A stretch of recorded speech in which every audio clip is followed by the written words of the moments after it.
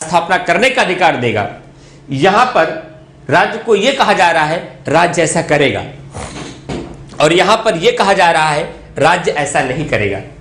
लेकिन कहेंगे सर हमने प्रीलिम्स में एक बार एमएलएचबी काल पढ़ रहे थे, डीडी बसु में भी लिखा है कि मूल अधिकारों की प्रकृति नकारात्मक है।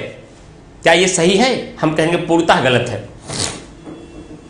अगर किसी भी किताब में ऐसा लिख दिया गया डायरेक्ट कि मूल अधिकारों की प्रकृति पूर्णतः नकारात्मक है तो यह पूरा स्टेटमेंट गलत है।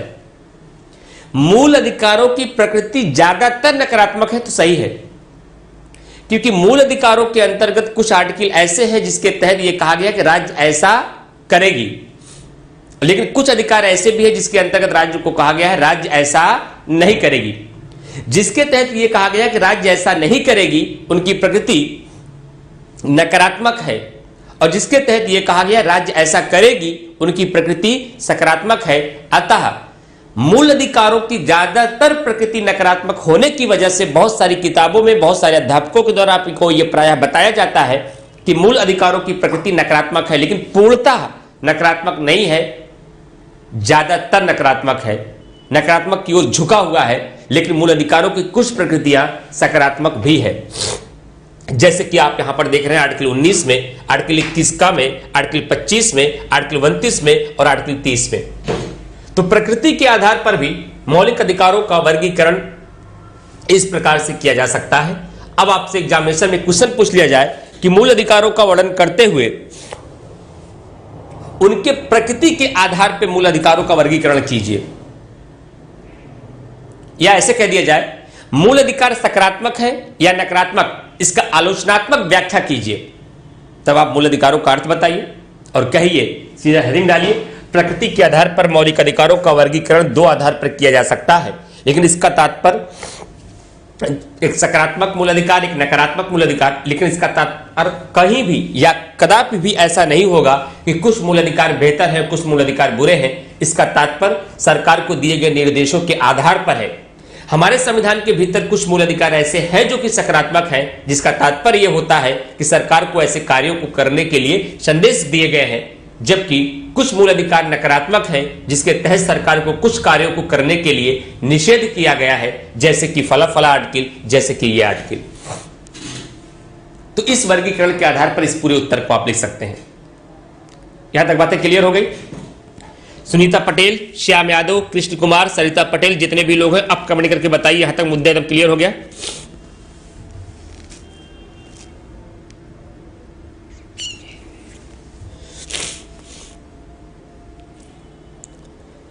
चलिए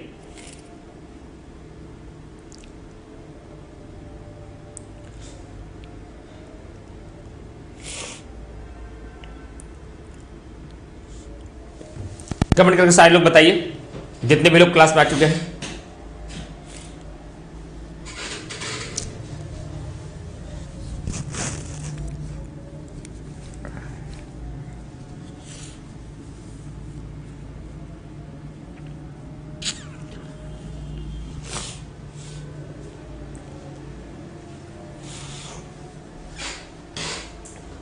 सीमा, यदुवंशी, अंजलि, मकसूद अहमद, कृष्ण कुमार, ब्रिजेंद्र। चलिए अगला मुद्दा। अब देखिए सबसे अंतिम में विस्तार की दृष्टि से, विस्तार की दृष्टि से इनका अधिकार क्या होगा?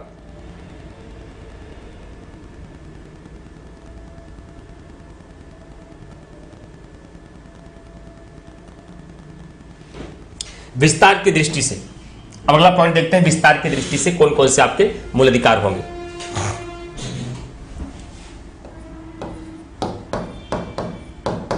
विस्तार की दृष्टि से मूल अधिकारों का वर्गीकरण, मूल अधिकारों का वर्गीकरण, मूल अधिकारों का वर्गीकरण।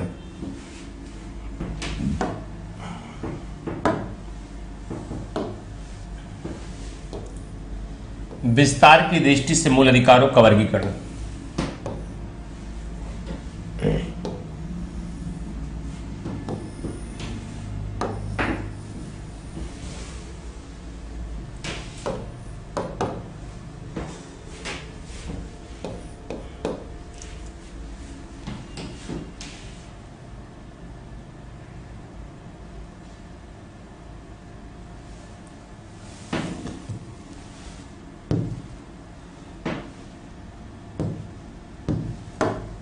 इसका पॉइंट होगा, कुछ मूल अधिकार ऐसे हैं कुछ मूल अधिकार ऐसे हैं जो केवल राज्य की सीमाओं को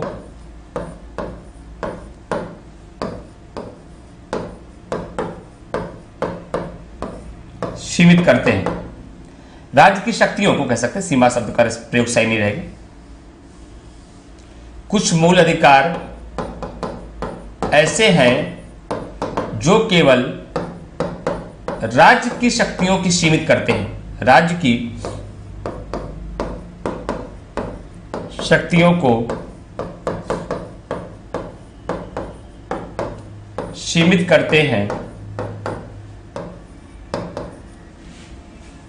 और कुछ मूल अधिकार ऐसे हैं, कुछ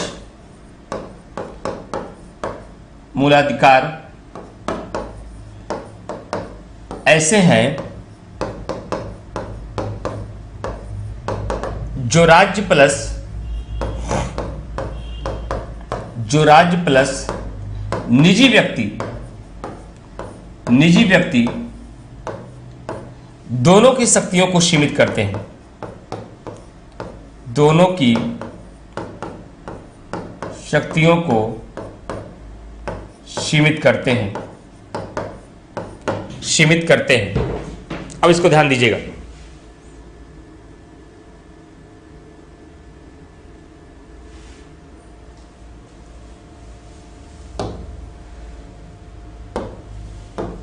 जैसे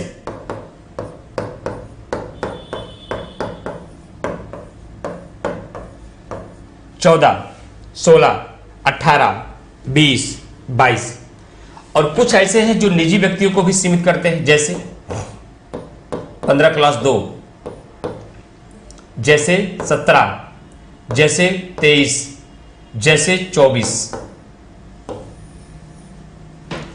विस्तार की दृष्टि से अगर बात की जाए कि मूल अधिकारों का विस्तार किस प्रकार से किया गया है, तो देखिए अधिकार क्या है। कुल मिलाकर अधिकार का जो मेन कार्य है वह राज्य की शक्तियों को सीमित करता है कि राज्य अपनी शक्तियों का प्रयोग इस प्रकार से न करने लगे कि हमारा ही विकास रोधक हो जाए, हमारे ही विकास में बाधा पहुंचाने लगे। इसलिए यह अधिकार कहीं ना कहीं राज्य की शक्तियों को सीमित करते हैं। तो सवाल उठता है, क्या हमारे विकास में केवल राज्य ही अवरोधक बन सकता है, हमारे बगल वाला पड़ोसी हमारा अवरोधक नहीं बन सकता है? आंसर है नो। आपका पड़ोसी भी आपका अवरोधक बन सकता है और राज्य भी बन सकता है। इसलिए विस्तार की दृष्टि से भी मूल अधिकारों का वर्गीकरण दो प्रकार से किया गया और इसका वर्गीकरण करते हुए एक हिस्से में कहा गया कि कुछ मूल अधिकार ऐसे होंगे जो केवल राज्य के विरुद्ध होंगे, निजी व्यक्तियों के नहीं। यानी कि वह राज्य की शक्तियों को सीमित करेंगे, निजी व्यक्तियों को सीमित शक्तियों पर कोई प्रभाव नहीं डालेंगे। लेकिन कुछ मूल अधिकार इस प्रकार से होंगे जो राज्य की शक्तियों को भी सीमित करेंगे और किसी निजी व्यक्ति जैसे हम और आप इनकी शक्तियों को भी सीमित करने का प्रयास करेंगे। तो आइए देखते हैं राज्य की शक्तियों को सीमित करने वाले मूल अधिकार कौन हैं और राज्य प्लस निजी व्यक्ति दोनों की शक्तियों को सीमित करने वाले अधिकार कौन कौन से हैं। अगर हम बात करें कि राज्य की शक्तियों को सीमित करने वाले अधिकार कौन कौन से हैं, तो इसका आंसर हो जाएगा अनुच्छेद 14। अच्छा, इसको बता देंगे, चलिए बता देंगे सर। एक बार टिप्पणी, समालोचन, समीक्षा, प्रकाश डालिए। टर्च आलोचनात्मक मूल्यांकन प्रश्न में पूछा जाता है, इसका मतलब क्या होता है हम लोग समझ नहीं पाते हैं, बता देंगे, कल ही बता देंगे, ठीक है। तो कुछ मूल अधिकार में आपको यह बताया गया जो राज्य की शक्तियों को सीमित करते हैं। अनुच्छेद 14, 16, 18, 20, 22। अनुच्छेद 14 कहता है कि विधि सबके लिए समान होगी।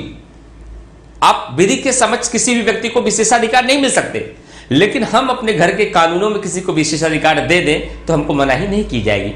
हम कुछ लोगों को हो सकता है बरामदे से बाहर कर दें, कुछ लोगों को हम अपने गेस्ट रूम में चाय नाश्ते के साथ वापस करें। ये भेदभाव हम कर सकते हैं क्योंकि हमारे घर का निजी मामला है, हमारे साथ किसका कैसे संबंध है वैसे हम ट्रीट करेंगे। तो आर्टिकल 14 केवल राज्य की शक्तियों को सीमित करता है, निजी व्यक्तियों को नहीं। आर्टिकल 16 में कहा गया कि राज्य धर्म के आधार पर, जाति के आधार पर, लिंग के आधार पर, भाषा के आधार पर, जन्म स्थान के आधार पर, वंशक्रम के आधार पर, निवास के स्थान पर, उद्भव के स्थान पर आधार पर किसी भी व्यक्ति के साथ किसी भी सरकारी नौकरियों में, रोजगार में, नियोजन में भेदभाव नहीं करेगा। लेकिन हम अपनी एक कंपनी खोलकर हम कहें हम केवल अपनी कंपनी में पुरुषों को नौकरी देंगे, महिलाओं को नहीं देंगे, ऐसा हम कभी सोच नहीं सकते। एग्जाम्पल बता रहे हैं, नहीं तो ऐसा मान लीजिए आप लोग, तो हम ऐसा कर सकते हैं कि आप चले जाएंगे, तुरंत महिलाएं चले जाएंगे हमारे खिलाफ सुप्रीम कोर्ट? नहीं जा सकती, क्योंकि हमारी कंपनी है, हमारी इच्छा हम पुरुषों से काम कराएं कि महिलाओं से, उत्तर प्रदेश के लोगों के काम कराएं या बिहार से, मराठियों से काम कराएं या बिहारियों से, ये तो हमारी इच्छा की बात है। लेकिन राज्य क्या ऐसा कर सकता है? कुछ नौकरी निकाल को कहे केवल हम महिलाओं की भर्ती देंगे, पुरुषों की भर्ती नहीं होगी? कुछ नौकरियों में वो कह सकता है केवल इस धर्म के लोगों को रखेंगे, दूसरे धर्म के लोगों को नहीं। आर्टिकल 16 राज्य की शक्तियों को सीमित करता है, लेकिन हमारी शक्तियों को असीमित करने का प्रयास नहीं किया सकता है। इसका मतलब है कि निजी व्यक्ति रोजगार की दृष्टि में या रोजगार के क्षेत्र में भेदभाव कर सकता है, लेकिन सरकार ऐसा नहीं करेगी।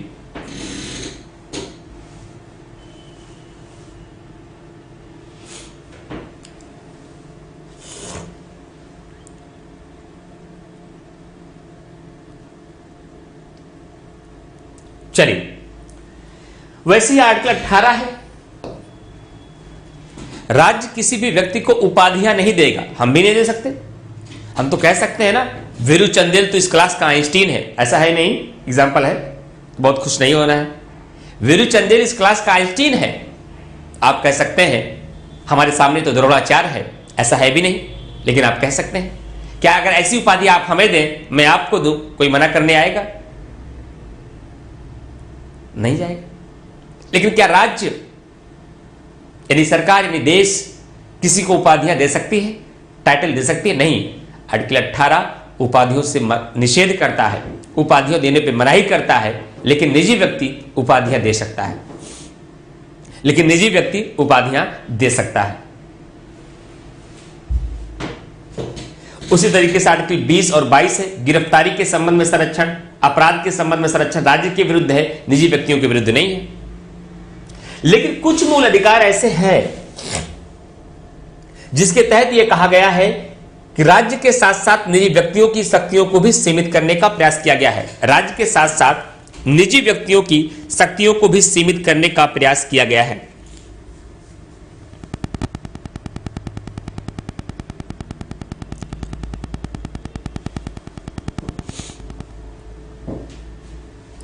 जैसे अनुच्छेद 15 क्लॉज 2 कहता है, जितने भी राज्य द्वारा वित्त पोषित पार्क होंगे, तालाब होंगे, रेस्तरां होगा, सार्वजनिक कुआं होगा, पार्क होगा, ऐसे स्थानों पर न तो राज्य किसी भी व्यक्ति के साथ कोई भेदभाव करेगा और न कोई निजी व्यक्ति। सरकार को समर्पित एक कुआं, सरकार का एक कुआं है, गांव के बीचों बीच है। गांव के सभी लोग वहां पानी भरने के लिए आते हैं, लेकिन कुछ लोग वहां पर खड़े हो जाए, देखो भाई हमारे घर की महिलाएं पहले पानी ले लेंगे तभी कोई व्यक्ति यहां आएगा, नहीं तो कुआं पवित्र हो जाएगा, हम यहां पानी भरने नहीं देंगे। क्या निजी व्यक्ति कोई ऐसा कर सकता है? इस आधार पर कि आर्टिकल 15 तो केवल राज्य के विरुद्ध है, आर्टिकल 15 राज्य के विरुद्ध है, लेकिन 15 क्लॉज 2 में उसका अपवाद बताया गया है। कहीं ऐसा ना हो कि राज्य द्वारा राज्य की किसी सार्वजनिक स्थानों पर कहीं कोई शक्तिशाली वर्ग किसी कमजोर वर्गों के साथ छुआछूत के आधार पर कोई शोषण न करने लगे, सामाजिक भेदभाव के आधार पर उसको वंचित न कर दे। इसलिए सरकार ने यह व्यवस्था कर दिया है कि अनुच्छेद 15 क्लॉज 2 के तहत संविधान में ही व्यवस्था है, न तो राज्य किसी के साथ कोई भेदभाव कर सकता है और न ही कोई निजी व्यक्ति किसी के साथ भेदभाव करेगा। ठीक है। उसी तरीके से अनुच्छेद 17 में कहा गया अस्पृश्यता का अंत, कि अनुसूचित जातियों को उनकी जाति के आधार पर किसी भी प्रकार का कोई भेदभाव नहीं किया जाएगा। क्या केवल राज्य भेदभाव नहीं करेगा, हम आप कर सकते हैं। हम किसी एक प्राइवेट चक्की खोल करके किसी भी व्यक्ति के गेहूं को पीसने से इस आधार पर मना कर सकते हैं कि आप अनुसूचित जाति के व्यक्ति हो, हमारी चक्की अपवित्र हो जाएगी। हम किसी ट्रेन के बस में बैठ रहे हैं, कोई अनुसूचित जाति का व्यक्ति है, उसको कहा तुमको यहां इस डिब्बे में मत बैठो, देख रहे हो यहां सब एलिट क्लास के लोग बैठे, कहां से यहां घुस आए आप? क्या ऐसा कह सकते हैं? नहीं, किसी भी अनुसूचित जाति के व्यक्ति को अनुसूचित जाति के आधार पर न तो राज्य न तो हम और आप किसी के साथ भेदभाव नहीं कर सकते। अतः अनुच्छेद 17 केवल राज्य की शक्तियों को सीमित करता है या हमारी शक्तियों को भी, तो इसका तात्पर्य है यह राज्य की शक्तियों को भी सीमित करता है और हमारी शक्तियों को भी सीमित करने का काम करता है। वैसे अनुच्छेद 23 और 24 है। 23 और 24 में मानव का दुर्व्यापार, बेगार और बलात्श्रम से मनाही की गई है।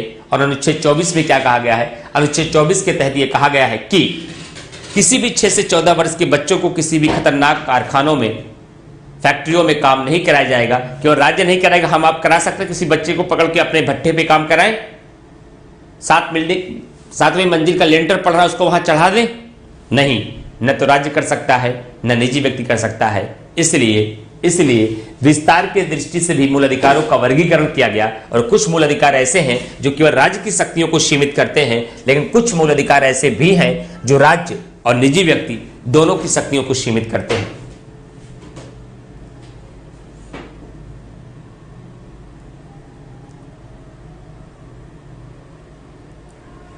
समझ में आ गया? कोई दिक्कत तो नहीं? अब सबसे अंतिम मुद्दा बता करके आज की क्लास समाप्त करते हैं। अंतिम पॉइंट, एक प्रश्न आपका मैंने तैयार करा दिया, 2 तैयार करा दिया, 3 तैयार करा दिया, 4 तैयार करा दिया, 2 पहले, 6 क्वेश्चन आपके मैंने तैयार करा दिए मेंस के लिए। सबसे अंतिम में सीमाओं की दृष्टि से मूल अधिकारों का वर्गीकरण, सीमाओं की दृष्टि से मूल अधिकारों का वर्गीकरण।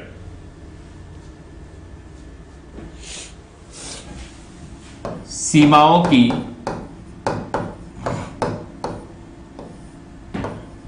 दृष्टि से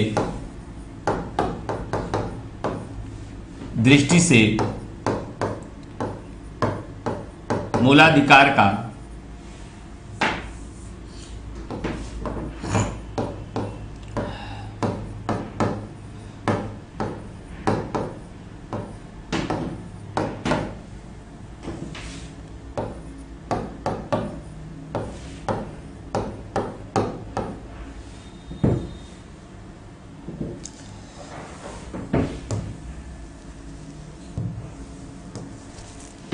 सीमाओं की दृष्टि से मूल अधिकार का वर्गीकरण किस प्रकार से किया गया है?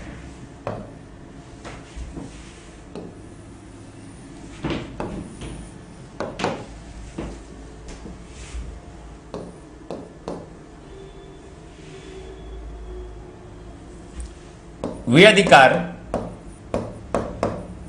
अधिकार जिनकी सीमाएं संविधान के लागू होने के साथ स्पष्ट थी, उनके साथ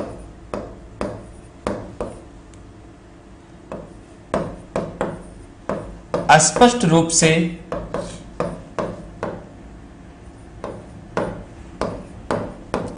वर्णित थी।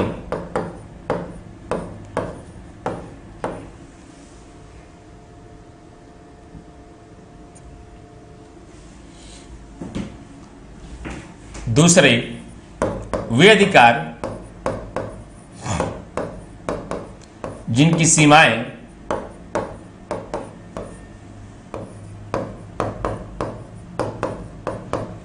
स्पष्ट रूप से व्यक्त नहीं की गई, स्पष्ट रूप से व्यक्त नहीं की गई।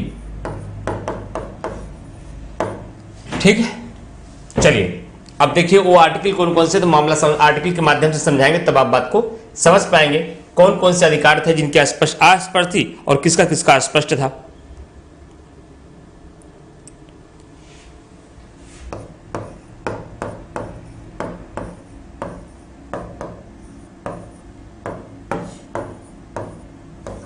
ये स्पष्ट वाले हैं 16, 19, 23, 25 और 26।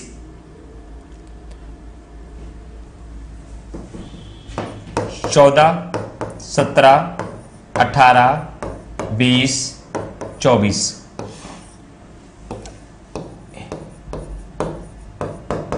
अस्पष्ट थी। हमारे संविधान के भीतर मूल अधिकारों के अंतर्गत कुछ अधिकार ऐसे थे जिनकी सीमाएं उनके साथ स्पष्ट रूप से वर्णित थी कि इनकी सीमा क्या होंगी, ये सीमित है कि असीमित है, कहां तक इन अधिकारों का प्रयोग किया जा सकता है, यह स्पष्ट रूप से वर्णित है। जैसे आर्टिकल 16 में स्पष्ट की गई थी, कर दी गई थी। 19 में ये 6 स्वतंत्रताएं स्पष्ट कर दी गई थी। 23 के अंतर्गत मानव का दुर्व्यापार, बेगार, बलात्श्रम नहीं कराया जाएगा। 25 के अंतर्गत धार्मिक स्वतंत्रता, अंतःकरण की स्वतंत्रता, धर्मांतरण की स्वतंत्रता व्यक्ति को प्राप्त होगी। 26 के अंतर्गत अपने धार्मिक कार्यों के प्रबंधन की स्वतंत्रता स्पष्ट थी। इसके अंतर्गत किस सीमाओं के में रहते हुए इन अधिकारों का प्रयोग करेंगे यह संविधान के साथ ही बता दिया गया था। लेकिन वे अधिकार जिसकी सीमाएं स्पष्ट रूप से व्यक्त नहीं की गई, अनुच्छेद 17 है, 14 है, 17 है, 18 है, 20 है, 24 है। यह स्पष्ट रूप से इसके बारे में वर्णन नहीं किया गया संविधान के साथ कि इसकी सीमाएं क्या होंगी, किस सीमा तक इन अधिकारों का प्रयोग किया जा सकेगा, इसके बारे में स्पष्ट वर्णन नहीं किया गया। इसलिए समय के साथ साथ आपने देखा कि आर्टिकल 17 के लिए कानून बनाना पड़ा, आर्टिकल 18 के लिए कुछ और क्लॉज उसमें जोड़ना पड़ा कि उपाधियां आखिरकार किसको नहीं दी जाएंगी, किसको दी जाएंगी। अगर ये बातें स्पष्ट होती तो मोरारजी देसाई की सरकार में आर्टिकल 18 को के माध्यम से भारत रत्न को बंद नहीं किया गया होता है। इसकी स्पष्टता इंदिरा गांधी जी के समय में 1980 में फिर से की गई। अनुच्छेद 24 के तहत 6 से 14 वर्ष के बच्चों को खतरनाक कारखानों में काम नहीं कराया जाएगा, लेकिन यह स्पष्ट नहीं किया गया कि वहां पर केवल कारखाना और फैक्ट्री शब्द का प्रयोग किया गया, लेकिन यह नहीं बताया गया क्या घरेलू कार्यों में लगाया जा सकता है, क्या घरेलू कार्यों में लगाया जा सकता है, क्या किसी अन्य छोटे कामों में लगाया जा सकता है, क्या उनको उद्योगों में लगाया जा सकता है। यह स्पष्टता की वजह से ही समय के साथ आर्टिकल 24 के लिए कुछ कानून बनाने की आवश्यकता पड़ी। इसका मतलब हमारे संविधान के भीतर कुछ मूल अधिकार ऐसे थे जिसका प्रयोग किस सीमा तक किया जाएगा, कैसे कैसे किया जाएगा, यह असीमित है या सीमित है, इसके लिए क्या प्रावधान होगा, उसके लिए स्पष्ट बातें बता दी गई थी। लेकिन कुछ मूल अधिकार ऐसे भी थे जिसके विस्तार के संबंध में, उसकी सीमाओं के संबंध में अस्पष्टता थी। जैसे कि आर्टिकल 14 है, 17 देखिए, 17 में अस्पष्टता की अंत है, लेकिन अस्पष्टता किस हद तक रहेगी ये स्पष्ट नहीं था। इसीलिए अस्पष्टता निवारण अधिनियम बनाना पड़ा उसको स्पष्ट करने के लिए, उसको बताने के लिए कि ये भी अस्पष्टता है, ये भी अस्पष्टता है, ये भी अस्पष्टता है। अगर भाषण देखो अस्पष्टता को सही ठहराओ, ये भी अनटचेबिलिटी है। अगर साहित्य के माध्यम से, संपादकीय के माध्यम से, लेख के माध्यम से, पत्रिकाओं के माध्यम से आप अनटचेबिलिटी को सही दर्शाने का प्रयास करते हैं तो यह भी आर्टिकल 17 का उल्लंघन है। तो बाद में समय के साथ साथ इसको स्पष्ट किया गया, क्योंकि संविधान में यह स्पष्ट नहीं थे। सवाल पूछ ले तो लोगों को कान खड़े हो जाएंगे कि मूल अधिकार क्या है, उनका वर्गीकरण करते हुए उन अधिकारों को चिन्हित करिए जो संविधान में अस्पष्ट थे। अब आप कहेंगे अरे यार पढ़ा तो सब गया, क्या अस्पष्ट थे? जो अस्पष्ट हो गए तो हमको पढ़ाया ही नहीं गया होगा, जो अस्पष्ट वही तो हम जानते हैं। लेकिन जो अस्पष्ट है क्या वो मूल संविधान में स्पष्ट थे, इस बात को आपको यहां से पहचान मिलेगी। जब इतने कॉन्सेप्ट के आधार पर, इतने बिंदुओं पर आपको गहराई से समझ हो गई कि आखिरकार मूल अधिकारों का वर्गीकरण किस प्रकार से किया गया, लाभार्थियों के आधार पर, लागू होने के आधार पर, प्रकृति के आधार पर, विस्तार की दृष्टि से, सीमाओं की दृष्टि से भारतीय संविधान द्वारा प्रदत्त मूल अधिकार कौन कौन से थे, मौलिक अधिकारों को संविधान में लाने की आवश्यकता क्यों पड़ी, मौलिक अधिकारों का अर्थ क्या होता है, और साथ ही साथ फिर आगे जब आप कल की क्लास करेंगे, क्या मौलिक अधिकार अत्यांतिक है या नहीं, आर फंडामेंटल राइट्स एब्सोल्यूट और नॉट, क्या मौलिक अधिकारों का निलंबन या निर्बंधन किया जा सकता है या नहीं, क्या अन्य विधियों से मौलिक अधिकारों की सुरक्षा मिली है या नहीं मिली है, अन्य विधियों से मौलिक अधिकारों की सुरक्षा है, क्या प्रोटेक्शन है, कानूनों से इसकी सुरक्षा दी गई है या नहीं। जब इस लेवल पे जाकर के आप तैयारी करेंगे तो क्या एकदम पीसीएस का, ये लेवल आईएएस का है साहब। अगर आपने वाकई यूपीएससी दिया है तो ये जो पूरा का पूरा मैंने मूल अधिकारों का आपके सामने अब तक विश्लेषण किया है, ये पीसीएस का लेवल नहीं है। पीसीएस के लेवल की बहुत अधिक लेवल पे जाके आपने काम किया है, क्योंकि हम कड़ा अभ्यास करके जाएंगे और दौड़ छोटी हो गई, हम 2 मिनट में ही पूरा कर लेंगे। लेकिन हम अभ्यास ही कम करके जाएंगे, पसीना कम बहा के जाएंगे, तो रणभूमि में केवल हमें रक्त बहाना होगा। हम पसीना इतना अधिक बहा देंगे कि रणभूमि में हमारे बदन का एक कतरा भी ना बहने पाए। ये आपकी रणनीति होनी चाहिए और इस तरीके से आपके पढ़ने का तरीका होना चाहिए। ठीक है फ्रेंड्स, तो यूट्यूब की हमारी अंतिम क्लास थी मेंस की। कल से हमारे बच्चों, उन्हीं बच्चों को क्लासेस मिलेगी जो अब तक एडमिशन ले चुके हैं, और जो नहीं लिए हैं, अगर वाकई हमारी पूरे पॉलिटी की क्लास आप विस्तार पूर्वक करना चाहते हैं, जीएस वर्ल्ड की पूरी टीम के साथ आप मेंस की तैयारी करना चाहते हैं, विषय वस्तु को वाकई गहराई समझना चाहते हैं, तो एक बार मेंस की क्लास करना ही पड़ेगा। तब सिविल सेवा का बेड़ा आपका पार होगा, और इस बेड़े को पार करने के लिए आपको एडमिशन लेना होगा। और एडमिशन के लिए हमारा जो कूपन कोड है वह है GSW इमरान 5। कौन सा कोड है? GS, इसे सभी लोग नोट कर लीजिए, GSW इमरान 5, ये हमारा कूपन कोड है। इस कूपन कोड का आप यूज करिए, और इस कूपन कोड का यूज करने के बाद 5% का आपको डिस्काउंट मिलेगा, और साथ ही साथ हमारा गाइडेंस भी आपके साथ रहेगा, और आप पूरी तैयारी साथ में करेंगे। जहां जिस हेल्प की जरूरत होगी मैं आपके साथ हूं।